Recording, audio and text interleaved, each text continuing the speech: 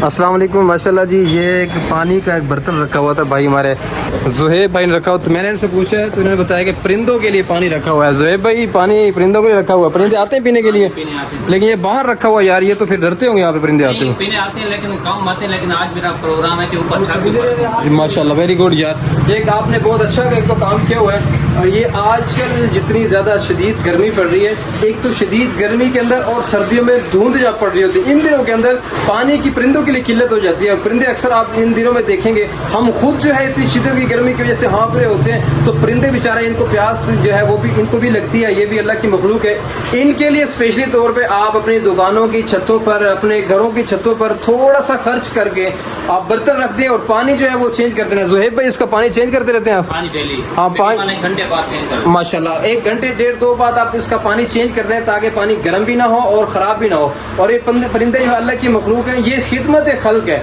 आप इसका खास ख्याल रखें, इसका इंतज़ाम करें परिंदों के लिए पानी का। आप अल्लाह की मखलूक को राज़ी करेंगे तो अल्लाह ताला आपसे हमेशा राज़ी रहेगा और आपके तमाम मामलात में आसानी पैदा कर देगा। माशाल्लाह, बहुत खूब भाई ज़ुहैब भाई।